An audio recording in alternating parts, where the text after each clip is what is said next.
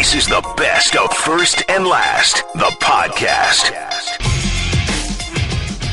We'll get, right to all of the highlights from last night coming up here real soon. Got a lot to dig into. The draft starts today, NBA action last night, but addressing the elephant in the room, as a lot of you may have seen, but for those of you who may not have, there were a great deal of layoffs here at ESPN yesterday, and unfortunately, one of those in that process, and a group of a lot of really great people that lost their jobs yesterday, was Robin Lundberg, who had been a fixture not only on this show but in this time slot, I know locally in New York for a while, going back into this, and unfortunately he will not be with the show going forward. We're all really, really sad to see him go. He meant a lot to this show. He's one of the hardest working, most creative guys I've ever been around in any venue, regardless of just this job or this platform. He brought a lot every day. He really loved what he did, and I know he's going to do great wherever he winds up next. Whoever's fortunate enough to bring him into the fold and watch him do what he is so good at, which is entertaining people and finding really creative ways to do it. So really grateful for his patience and kindness, towards me in this first year, and I think I can speak for everyone who works on this show now and has worked on this show since we started last year, that we'll all miss Robin and obviously wish him a ton of good and all of the best in whatever comes up next for him now. And so we just wanted to make you guys aware of that change and publicly wish Robin very well and thank him again for everything he's done here. It's been so greatly appreciated, and unfortunately there's no easy transition from that now. Lucky enough this morning, Dave Rothenberg, kind enough to come in on some short notice and sit in with us this morning. And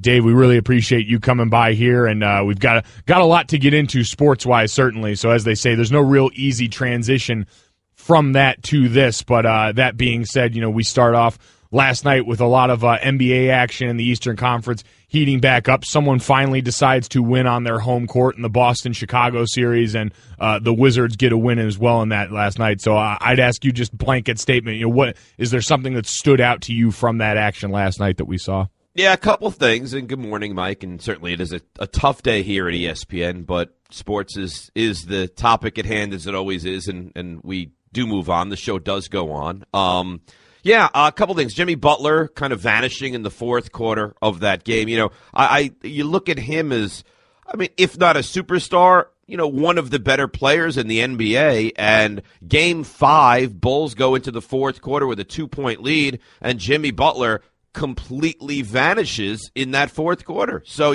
that surprised me a ton. And I don't know if I'm on an island here, if you kind of agree with this. Every time I watch that Bulls and Celtics series, all I think of to myself is if Rondo was playing, Chicago would win. Like, that's the difference in this series to me. If Rondo was playing, this, in my mind, the series would be over right now. So the two takeaways from that is Butler vanishing in the fourth quarter. If Rondo was playing, they would have won and probably moved on, and an 8 seed would have shocked the 1 seed. And now, nothing too surprising in the Washington series. I think Washington's the better team. I think Atlanta's actually put up a good fight, and that's kind of where I sit on the action of what happened last night around the NBA. Yeah, I think you're right in the read on Jimmy Butler, especially. Between him and Robin Lopez, who had both played great for them prior to that fourth quarter in this game, to go combined 0 for 2 from the field in the fourth quarter with Jimmy Butler taking a decent amount into that stretch to even get a shot up. Here was Dwayne Wade last night post-game talking about Jimmy Butler in that last frame. We run a lot to Jimmy, so, it's not about the shot selection. Obviously, if he wasn't shooting, it's because he didn't want to shoot. We put the ball in his hand a lot. But, I'm sure he'll see a few things. We'll see a few things. But, at the same time, they're keying on him. And he made the right plays. And guys got open shots, and that's all you can do. So he did what he's supposed to do. We'll make that Straight Talk brought to you by Straight Talk Wireless. Best phones, best networks, half the cost. Straight Talk Wireless, nationwide coverage on America's largest and most dependable networks. And Dwayne Wade was another one that, despite the optics of it, because to me, Dave, last night watching that game and seeing Boston, and we knew that they had been a team that had been slighted coming into this series, but last night was the first time it really looked like that out on the court, where this was a team that was playing with more of an edge than Chicago. And as well as Dwayne Wade and Jimmy Butler played for the majority of that game, it really seemed like for the most part it was a lax effort on the part of the Bulls, whereas the Celtics and a group that, in Isaiah Thomas, that had been dealing with so much in this series going into this, but we know is always sort of overlooked because of his size. Marcus Smart, who had been very publicly called out by Jimmy Butler, they seem to come out and play with that vigor based off that, where the Bulls just never seem to have that kind of edge to them. Well, what a surprise. The Bulls who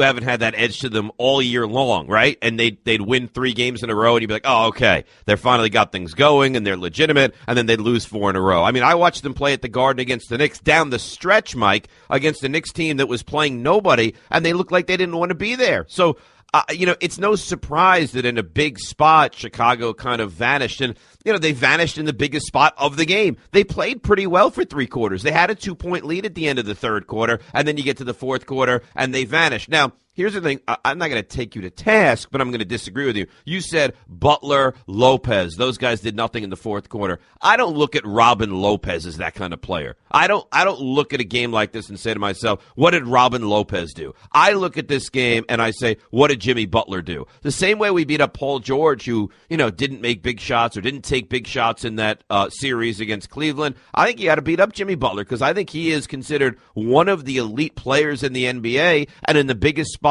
last night of the biggest game of the series so far, he vanished.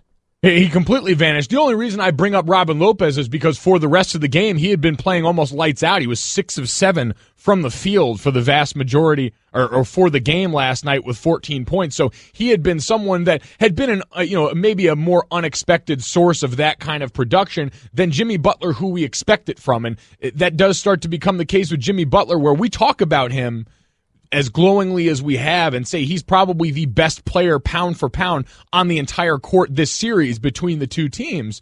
But between the extremes of Russell Westbrook a night ago, who took almost every shot in some of the fourth quarters, maybe to a detriment at certain points, but clearly wasn't shying from the moment, to Jimmy Butler, who seemed all too deferential to an aged Dwayne Wade, who, played great last night and had 26 points and filled up the stat sheet, but isn't the guy on that team anymore, isn't playing that alpha role that you'd expect Jimmy Butler to reprise. But wait, all right, well, then let me ask you this. Would you rather Westbrook or would you rather Butler? Because for me, if I'm going to go down, let me go down with my big guy soiling himself. Let me go down with my big guy going 3 of 14 in the fourth quarter rather than like 0 of 2 in the fourth quarter. I don't want a game to finish and to think, man, you know what? This guy didn't even show up in the big spot of this game. First and last, the podcast. So yesterday, Dave. Can I interrupt you for a moment? No, yeah, you can. I'm a little disappointed in you. Why is that? Well, not even like a, hey, happy NFL draft day. Oh God! You act like it doesn't exist, like it's the elephant in the room, and you just refuse to mention the NFL draft this morning. Dave, yeah. Listen, I understand that your appetite for football consumption as a Giants fan. This is a big day for you. We're going to get to it. We've got plenty of draft stuff coming up today. We take you guys up till Mike and Mike. They're going to be in Philadelphia today. The show's there today and tomorrow, live in Philly, so they're going to have it all covered. We're going to warm you up, Dave, but we got to get some, No, I'm not saying I don't want to discuss. But you want me to celebrate it right now. I just thought that it'd be like Christmas morning. You wake up and you say, "Hey, Merry Christmas!" Right now, I'm Jewish, but I imagine that's the way it goes. No, listen. I can assure you from the other end that's how it feels. All right, Dave. Yeah. You know what? We're going to start this over. First and last, Mike Golic Jr., Dave Rothenberg, ESPN Radio, ESPN app. Dave, have you heard what? The NFL draft starts tonight. No. Are you excited? No, you don't mock me. I'm not mocking you. I know the NFL draft starts tonight. You don't say, "Hey, it's December 25th." Dave, did you hear it's Christmas? No. You say, "Hey, Dave, happy NFL draft day." Hey, Dave.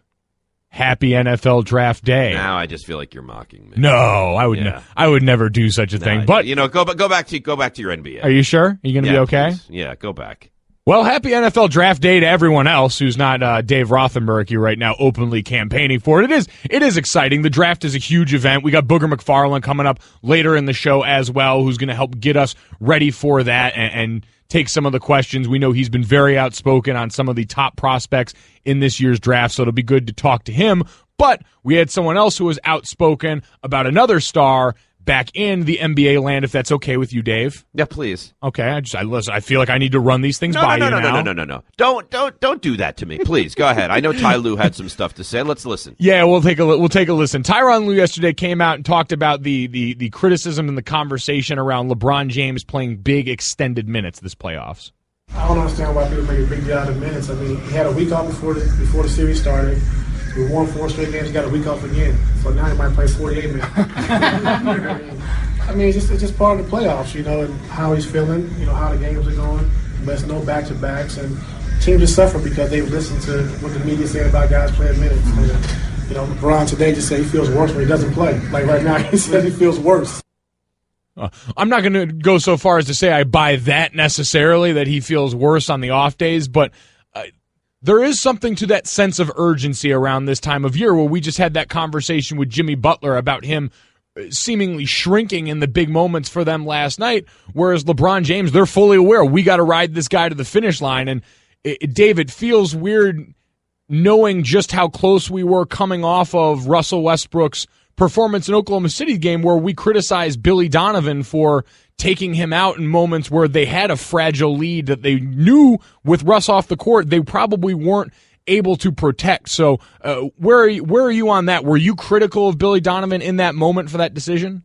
Look, here's the thing. The only reason you can be critical of Billy Donovan is because when Westbrook doesn't play, and it just kind of hammers home the point to me how worthy of the MVP Russell Westbrook is. When he doesn't play, they can't compete, Mike. When he doesn't play, they're not even at the same level as playoff teams. That's the only reason. But, I mean, to think, hey, play a guy 48 minutes or 46 minutes, it's physically draining and exhausting on them. So that's the only reason I say that about a guy like Russell Westbrook, because when he comes out, the game completely falls apart. You see the numbers, you see the stats, but LeBron is different. LeBron is an, he's almost a freakish athlete like we've never seen before, and they wrap that series up quickly. So he now gets a week plus off in between games. I don't think it's a big deal at all. I think we're making much about really a very little story, to be honest. Yeah, that's what we do around here, Dave. And just for some context, LeBron is so far in the team's first round averaged 43.8 minutes a game. In that, we know Russ last night played, or 2 nights ago now, played much more, much over the 40-minute mark, more so than he had during the season. But I think you're right. I think judging on the LeBron James scale is probably not good or fair to really anyone out there because he is so different. At the same time, I know Ty Lue wasn't referencing that specifically, but I think this time of year, and I think for Billy Donovan, understanding in that moment, that was a do-or-die game. That was an elimination game. And you look and understand contextually in that series what it had meant when you took Russ off the floor, like you hinted at there, and they were never able to hold a lead, and that led to a lot of frustrated Russell Westbrook going supernova in the fourth quarter, sometimes to his detriment. But I think recognizing when you've got those pivotal moments and making the executive decision for a lot of these teams that we've got to just ride our superstars in these big moments is absolutely worthwhile advice. Now, I don't know if I would buy the mantra that the media forces that with all the rest conversation as big as that was this year. Look, there's a fine line because of course you don't want to take out Westbrook. You don't want to take out LeBron James, but you need them fresh and you need them healthy. And it's also different. I don't think Billy Donovan is looking at this saying, in the Western Conference Finals, we need a fresh Russell Westbrook. He's thinking to himself, how can I find a way to get back to game 6 in Oklahoma City? Ty Lue is looking at this big picture. There's no way they were going to lose to Indiana. There's no way they're going to lose in the next round. Odds are they're not going to lose in the next round. He needs a healthy and fresh LeBron James when we get to June. June for Russell Westbrook is vacation month at this point. That is very true. But even with that, with LeBron James playing as many minutes as he did, Ty Lue brought up the playoff structure. How much do you make of that, knowing that it's just different? We're not talking about back-to-backs the way we were in the regular season. By the way, for Russell Westbrook, a guy who famously touted himself as playing in all of the games during the regular season and not buying into that the rest conversation the way so many other people around the league did, the way the Cavaliers themselves did, for them to seemingly have switched sides on this issue in the playoffs. Yeah, but you can't do that if you're Oklahoma City. You don't play him, you can't win. Right? I mean, you don't play LeBron. You still have other guys. They're not competitive, Oklahoma City, if you take him out of the lineup. So you have to play him. If you don't play him, Mike, you're not going to compete in the NBA. You're a 22-win team. You know what you are? You're the Nets if you take Westbrook out of the lineup. You take LeBron out of the lineup, and it doesn't matter. They're not playing for the regular season. They didn't care about the 1 seed. You saw it. They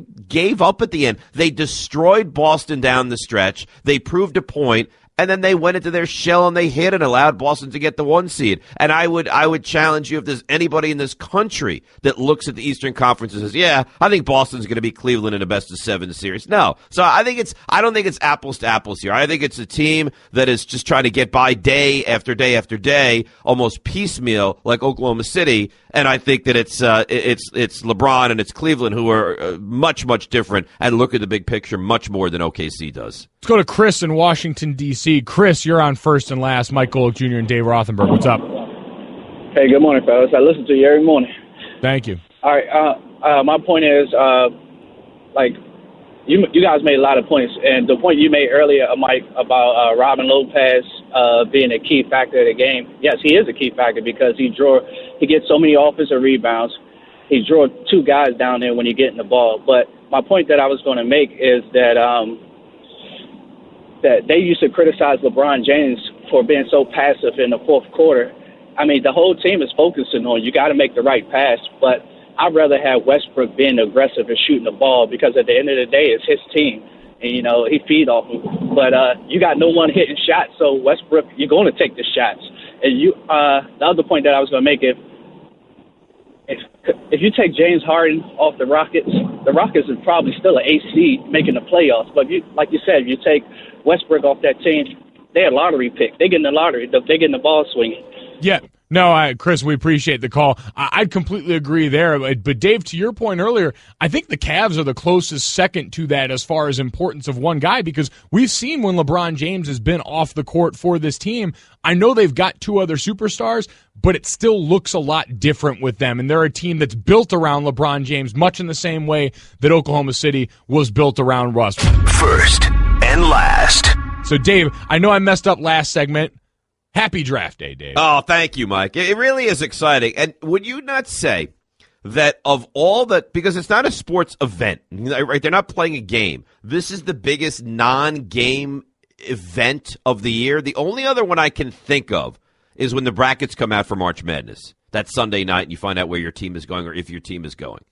David, listen, as someone that was part of a 24-hour bracket marathon around that time, I can co-sign the fact that all of the bracket-related activity was absolutely an event, or at least it felt like it, locked in that room for 24 hours. But no, I'm with you. I think it's right up there. I think the Combine has some shades of that just because we get actual activity. We get to see these guys do athletic movements. But it's not this. We are waking up on the edge of our seats, so excited because a guy is going to be selected from a college that's going to go to our team. And you know what else I think? See, for a typical Sunday, if you're a Browns fan, it's like, all right, well, you're a Jets fan. Like, all right, well, we'll watch our team, but there's really very little reason to be excited because we know we're going to lose. Patriots fans, different, right? Cowboys fans, different. Packers fans, different. But today, if you're a Browns fan, you can win. If you're a fan of a team that's lousy, you can have a day where you put your head on the pillow at the end of it and be like, hey, we won. And I think that's what makes this different is every fan base, whether it's a good team or a bad team or they come off one win or they won the Super Bowl, can have a good positive feeling when the day is over. And you guys can check out the 2017 NFL Draft on ESPN Radio presented by Ford Commercial Vehicles. First round coverage begins today at 7 p.m. Eastern on most ESPN radio stations. And you're right, Dave, you don't have to be good to win this time of year. We went through it to an extent with free agency, which is its own sort of mini event, where usually it is the bad teams that go out and quote-unquote win because they're the ones making splash moves because they need to. Rare is the year like we saw this year where the New England Patriots go out and really steal the show during a time of year where the good teams aren't often making those moves. But this is because hope is an intoxicant, right? Like this time of year, people still get that hope. Week 2, Browns fans are going to realize, all right, things probably aren't going to go our way again this year more often than not. But right now, you've got all of these fresh, shiny new toys that everyone gets to pull out from the container and play with and watch over the offseason and hear about leading up to training camp. We've got so much time, and that's the other thing, Dave, is this really starts a countdown to we're getting very close to actual football season. Training camps become right around the corner once we get through this landmark event. Yeah, well, by the way, I got to write this down. Hope is an intoxicant. Is that right? Was that the 3-word phrase? Hope is an intoxicant. I like it. Did you was that right off the brow, or have you been working on that? You know what? It just sort of came to me, Dave. It was a vision, and I think it's a correct one because I love it. I'm not making fun of you. I'm commending you for that genius little 3-word phrase. But I agree with you that we are. May, and this is kind of pathetic of me. I don't know if you do this as well. May is next week. So now, May, June, July, August, we're 4 months away from the start of football. If you could fast forward me through summer, Mike, I would allow you to do that and just get me to the NFL, which is kind of pathetic when you think about it. That really says a lot, Dave, that you're willing to forego maybe the best time of year for football season. But I think a lot of people would agree with you. I heard someone say the other day that it's still 5 months to football season, and I said that's the difference. Is the people like you and I that are really excited about the NFL draft, which I think is the majority of diehard NFL fans. It's no. It's 5 months to football. Like our wait is almost over. That clock that started in everyone's head right after the Super Bowl is getting there, and it's taking us up to tonight. So, Dave, you haven't been on the show in a while. I haven't been around you, and we know the swirling debate leading into tonight that we finally get the answer to. Thank God. Is who are the Cleveland Browns going to try and win this weekend with at the number 1 pick at the top of this draft? We know Myles Garrett for so long was the presumptive number 1. We've heard all the Mitchell Trubisky rumors now. If you're the Cleveland Browns with the number 1 pick, who's your guy? Oh, I don't even think it's close. I think it has to be Myles Garrett. It would be such a Browns thing to do. To take Mitchell Trubisky number 1 overall. And my understanding is there's a real fracture in the front office. You've got, Hugh Jackson and the football contingent there that's like, we're going to take Myles Garrett. He's clearly the best player in this draft. He's going to be a stud at the next level. He can get to the quarterback. We still have the 12th pick. We still have 1 million picks after that. If we want to move up and grab Trubisky 6 or 5 or 4, we can do that. And then you get the baseball guys, the analytics guys, which kind of drives me a little bit crazy, who are saying, well, hang on a second, quarterback, need that, Trubisky, going to be a big-time player, let's go with him at the number 1. I would think that you would relent to the football guys in this situation, but this is what Jimmy Haslam is paid for, and this is what he wants, is these, baseball analytics guys to kind of come up with these decisions, and I don't know what they'll do, but I think they make a grievous mistake if they don't go with Garrett number 1 overall. And Dave, I'm probably with you on that. I'm always leery of the guys that make the kind of rise that we've seen out of Mitchell Trubisky or Patrick Mahomes during the season that ends after the real season, the pre-draft process, the way we see these guys skyrocket up, because why is it as wildly different? I understand for teams, you get them in front of you, you get to see them at the draft, you get all of these different measurables that make it easier to compare guys that are playing in different conferences and different schemes and make it so difficult to begin with for a lot of people. But I'm always a little leery of buying into that and the overdrafting and valuing of quarterbacks that goes on for a class that's admittedly weak by most of the pundits that work with us here. But I think that's the real sad part hearing about the Browns is the fact that there's that divide there, because I don't know where you stand on. I know you said it drives you a little crazy hearing some of the baseball stuff applied here, but I was almost hopeful and I was proud of the Browns for going after something different because they've been bad for so long. And it's like at some point you can keep hammering away at the same familiar thing, or you can try something new because what the hell? What's the worst thing that happens? You wind up exactly where you still are, but that requires buy-in from everyone. And it sounds like they're not getting that buy-in across the board. And to me, that just seems, if you're a Browns fan, to me, that's the most worrisome thing to come out of this time. It's not who we're going to take number 1 overall or if we're going to move back up. It's if our franchise isn't all rowing in the same direction, then this new regime inspires very little of that intoxicating hope. Yeah, but didn't you have a feeling this could happen? Like you have Sachi Brown, you have Paul DePodesta, there are baseball analytics guys. Then you have Hugh Jackson on the other side, who is a football lifer.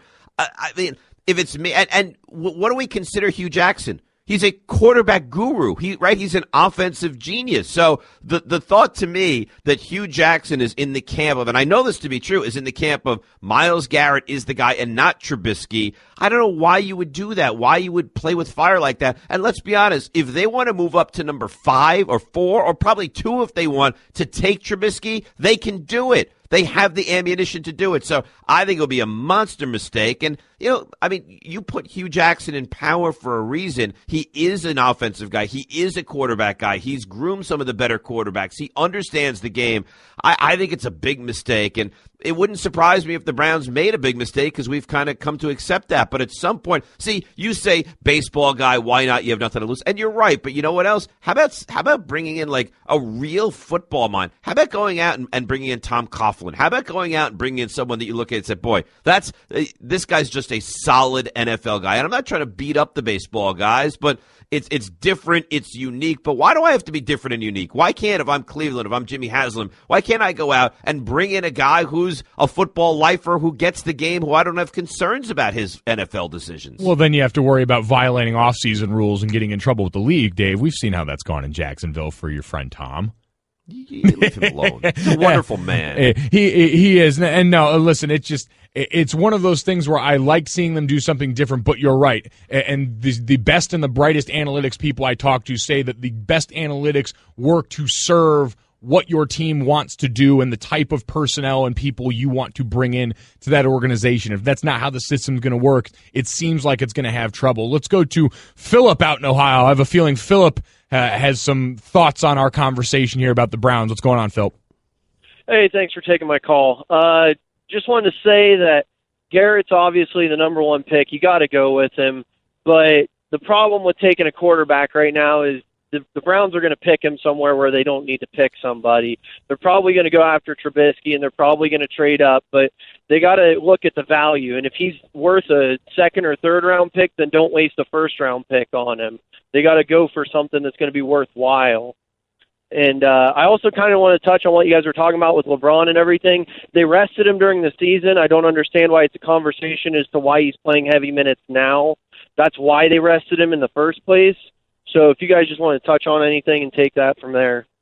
Yeah, no, we appreciate the call, Phil, and I think both those points working backwards to forwards. The LeBron point is well taken. This is what he prioritizes. This is the season within the season that we know he values over anything else.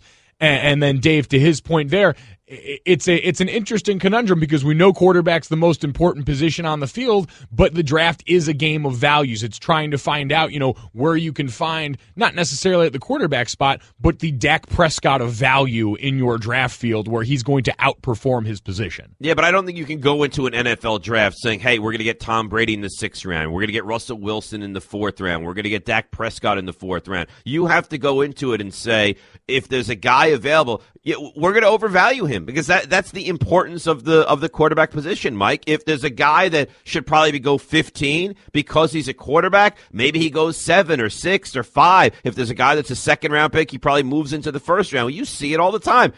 2 months ago, Pat Mahomes was going to be a 3rd round pick. Now I don't think there's any chance he slides out of the 1st round. And I get it, because if you don't have a good quarterback in this league, you've got nothing in this league. First and last. We've been talking a lot of draft and a lot of Cleveland Browns because of that number 1 pick in the draft, the most talked about number 1 pick in recent memory, or just because it's this year's number 1 pick. I can't decide. But a current Brown, Dave, made some pretty interesting comments yesterday. It's a guy I'm particularly fond of, Joe Thomas, their all-world left tackle, for my money, a guy that'll probably go down as one of the 2 or 3 best left tackles we've ever seen play professional football, came out yesterday, and we know that concussions and all of these surrounding issues have been a big topic in football for a long time, it seems like now, but he lent his voice to that in a way that he often does a lot of things, which is very candidly, which was saying that he's already experiencing memory loss. His quote was, "I definitely expect memory loss. I'm already seeing memory loss, and maybe that's just because of my old age. Maybe it's just football. It's hard to tell. There's no double-blind studies when it comes to people's life. It's just a part, I think, of sometimes getting older, and it's hard to tell if it's because of football or if you're 32 and you're not 21 anymore and you've got a lot going on in your life. He went on to cite short-term memory loss and a lot of these things. So what's your initial reaction hearing him be this forthright about something that we're, still finding out so much about? I think it's scary as all can be. I'm sadly enough in my 40s. You haven't gotten to 32 yet, but I don't remember being 32 and, like he said, going to the grocery store and saying, What am I doing here? What did I come here to get? This is scary stuff. I mean, this is a guy, and it doesn't make sense. It doesn't make sense that you would hit a guy in the head over and over and over and over. You would have those kind of collisions time after time after time during the course of a football game or during the course of practice or mini camp. So I think it's very concerning. This is a star. This is not the 52nd guy. Not that it would make it less important, but it would make it less of a story, I think, if the 52nd guy on a team came out and said, I don't exactly know what's going on all the time, and I'm having memory loss, and kind of joking that it's because I'm older in age. No, this is a big deal, Mike. It really is. And, the NFL, especially a day like today, tries to sweep these stories under the rug. And we saw the movie Concussion, and we see what so many of these guys do post their NFL career, and you see the story on the Bears of '85 with the way Jim McMahon is right now. But this is the reality. The reality is guys, and specifically Joe Thomas, who is a great player, are experiencing issues before they even get to the ends of their career now. So, he kind of made light of it a little bit, but I think this is nothing but a very, very serious story right now. Well, a couple of things. So, you're right. It is serious. And to be honest, it's a fear, especially as all of this conversation comes up more and more. And you hear a lot of the connections that people are trying to make, and some of which that actually exist. But we know this is a constantly evolving thing. And that's why there are so many people working hard trying to continue to research CTE and the effects of subconcussive blows and all of these words that we hear pop up more and more right now. But these are kind of little fears that we all have as the guys who played. Like, you sit around, and I always tell everyone, like, on the outside, you can, beat your chest and roast the NFL and lay into them for not caring about the player and say that on the other side that, me as someone who comes at it from a football family standpoint and a guy who played is that I'm, trumpeting football and I'm taking up for the shield. But you got to remember, like, this is my life. These are my friends. This is my dad. These are the people that I know very intimately who are going to experience this as closely as humanly possible if some of these things do come to fruition. So they're fears that all in an honest moment that we have. And I thought it was interesting then the way Joe kind of spun this at the end, because I don't know if I think he made light of it, but he said it in a very practical way that leads to a point I've made a lot about this subject, which he said, there's definitely a concern, but the way I look at it is it is just about every profession in our society. There's some lasting effects. It's just the way our society's set up. People have to work. If I was a stonemason or a painter or building bridges or whatever, there's going to be some wear on your tear in your body. That's just the way it is. But to be able to live the lifestyle and provide for my family the way that football's been able to do, to me, that's a trade-off that I'm willing to accept. And that's a point that I've made a lot in this, Dave, is that so much of this research is obviously focusing on the guys that we see the problems with in the NFL. But if you really want to address, especially for the parents that are thinking about their kids playing youth football, is study people who just played football at the youth level, the high school level, the college level, and see what that effect looks like, because that affects a lot more people than the Joe Thomases of the world who are in their 11th season in the NFL and have never missed a snap. The overwhelming minority of society who sees this and can say, listen, this is a lottery ticket and I'm choosing to cash it in knowing the risks. Right. Well, what I do like about it now is, say, 30, 35 years ago, they had, I don't know how, it's almost like smoking. They didn't believe that football was a detriment to your health. At least now, you kind of know the risks that you're getting yourself into, right? You're Joe Thomas. You're sitting there saying, look, this is a risk and I'm willing to take it. And I'm okay with that. But my point is that it's so concerning that this is a guy in his early 30s that's already experiencing some, mental issues or mental fatigue or mental lapses, and he's in his early 30s. So, yeah, I understand that he says, and everyone says, yeah, this is part of the risk, but I don't think a lot of people understand how dramatic this can get when you get into your 40s and your 50s and you can't walk and you're in a fog. And it's easy to say, yeah, you know what, I'm expecting this to happen and I'm willing to roll the dice. It's my life and it's my decision. But when you're younger, and you know this, when you're younger, sometimes you can't really look at the future and look at it clearly. And I think that's a lot of what happens right now in the NFL. Yeah, and I'd say this because, he talks about memory loss and certain things, and we say that pop up in a lot of places. I mean, God, my mom, who's never played a snap in her life, tends to forget things when she goes to the grocery store. That stuff happens to a lot of people, but when you hear and see as many things as Joe Thomas is from your peers, because I'm talking about a different group. I'm talking about the majority that's affected, but Joe Thomas is in the rarefied air of some of the guys that we've seen that have been really adversely affected by this. So he looks around and sees that, and it starts to seep into your brain and makes you wonder, I think, a little more than you would have in the past.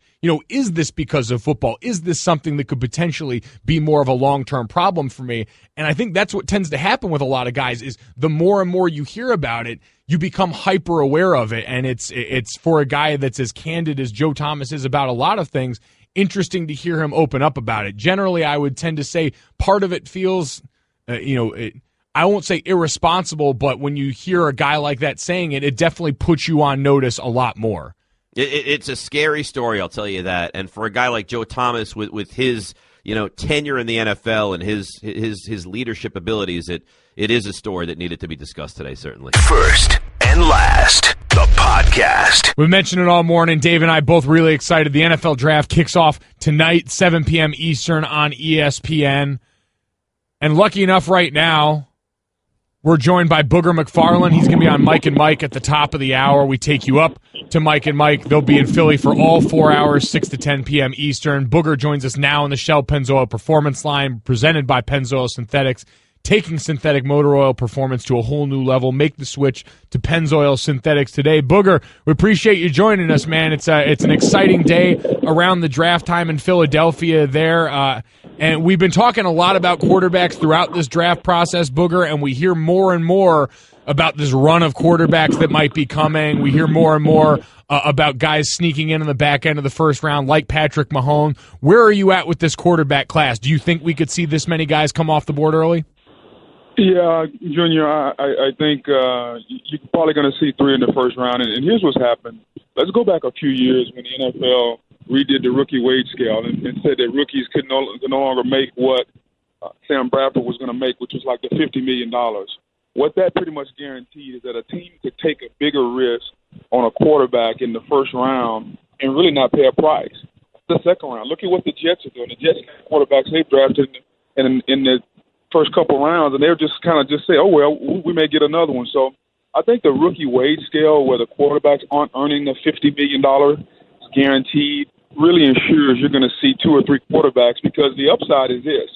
If you hit on them, now you have 5 years, counting the option year, where you don't have to pay them really but rookie money. So I think there's a really, really big benefit to choosing a quarterback on day one of the draft, and the downside really isn't that much.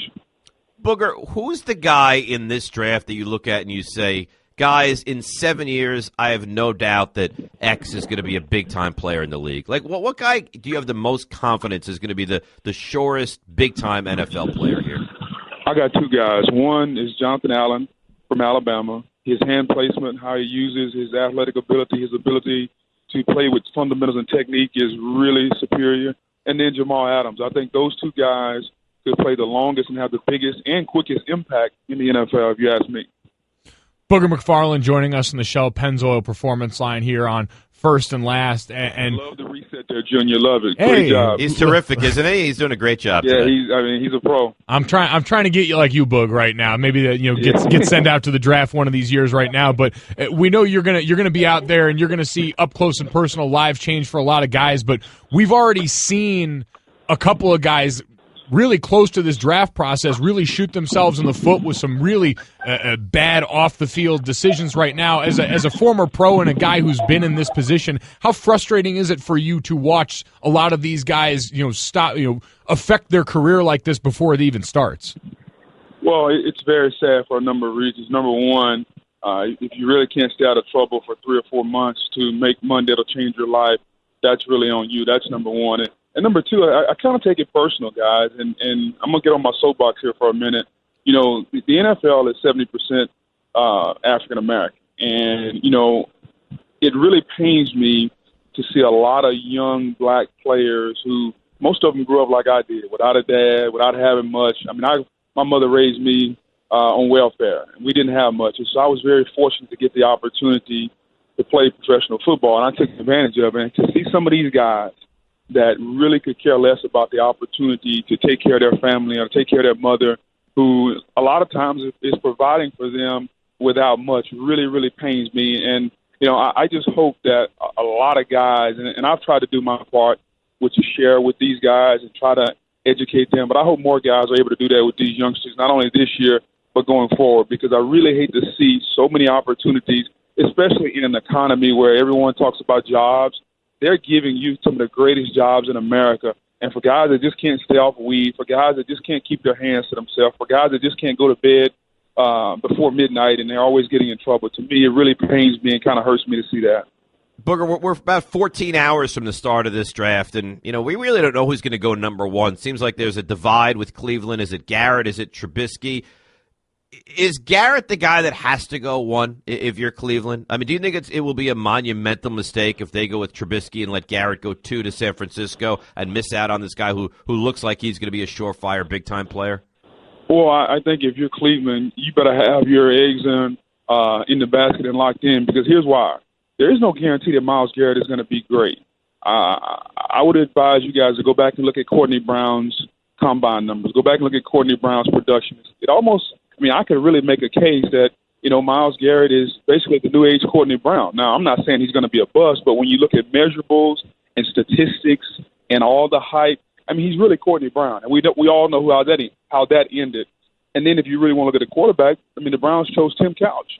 And we saw how that ended. So the Browns have been on both ends of the spectrum. They've chosen the quarterback number one, didn't work. They've chosen the defensive end number one, it didn't work. So Sashi Brown better make sure that he knows what he's doing.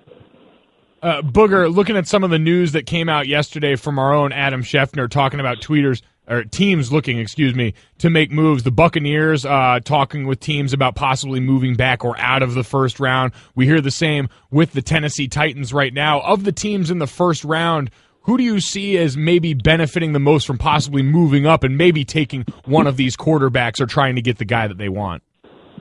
Well, I think if you're a smart man, you can say the Browns, because if you're the Browns, you want to have your cake and eat it too. That means you want to get the top two guys you want. Well, that means you're going to have to take probably the defensive end, number one, and then move back into the top five to get the quarterback, whether that's Trubisky or whoever. All eyes point to Trubisky. So we'll see if they do that. But the Browns have the most ammunition, so if you're going to make some moves, you got to have ammunition to do that. And right now they got 5 of the top 65 picks, so they're poised to make a lot of moves. So I would say if anybody's going to make a huge jump, it's Cleveland. And guys, to be honest with you, they need to.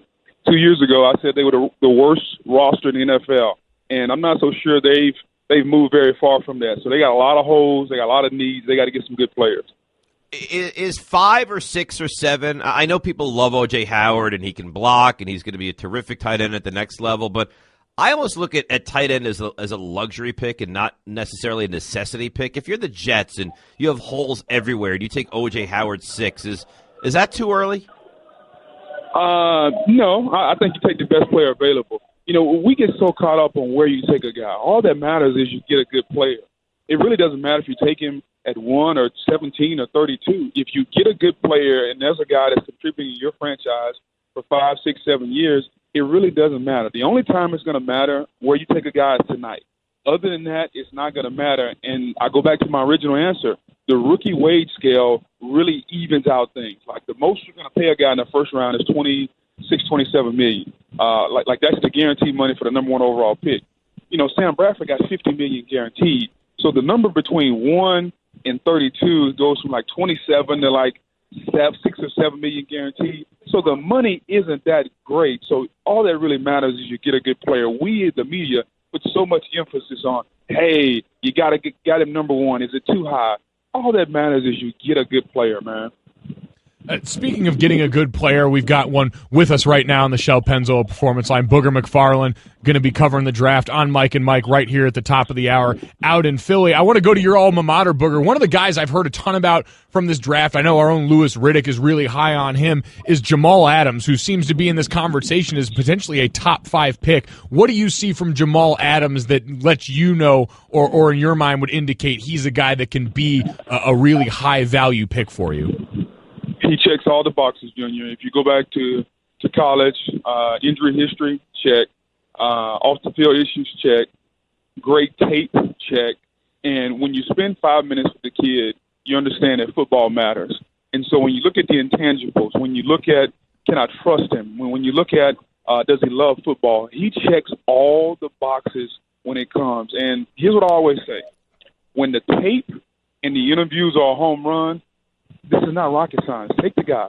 And so, like, if you're a GM and you say, okay, I want to make a pick that's not going to get me fired in 3 years, take the safety, Jamal Adams or Jonathan Allen, and I promise you won't get fired in 5 years. We know this is not a great draft for quarterbacks. We know it's not a great draft for offensive linemen, Booger. But where is the strength of this draft coming in here tonight?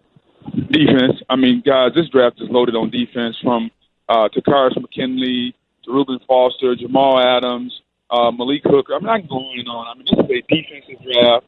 If you're a team that needs defense, this is your draft because there are a lot of young, athletic players that'll play for a long, long time. Booger, before we let you go here, and we appreciate the time here this morning, I'm looking at your Twitter right now, and I just noticed, and I have to address this. I saw you were impressed by the line at Chipotle. Have you not actually been to a Chipotle before? No, I've been to Chipotle. Oh, okay. However, I didn't think I mean, it's good. It's decent. It's a filler, but I didn't think it was worth standing in line 50 deep to get. So that's the reason I threw the question out. Like, is it really that good? Now, having been only a couple times, I haven't tasted everything, so maybe I missed something. But, like, if you're going to stand 50 deep in a line, it better be In-N-Out Burger. It better be something that's very, very hard to get or that really fills a spot of your stomach that not many other places can fill. Yeah, it's a fair point, Booger. And listen, I would say check that out while you're in Philly, but you've got Pat's, you've got Geno's, you've got my home away from home in the Reading Terminal Market. So enjoy all the fine eats out there. Enjoy the draft coverage. We look forward to everything you've got coming up today and this weekend for us. Appreciate it, man. Hey, will do, guys. Appreciate you having me on. Junior, keep doing a great job, and maybe you can pull your co-host there along. Oh, hey. Well, what was that shot about? Yeah. No, I'm just messing with you, big guy. Always enjoy the work. Thank you for listening to the First and Last podcast. You can listen and subscribe to all ESPN podcasts in the Listen tab of the ESPN app. First and Last.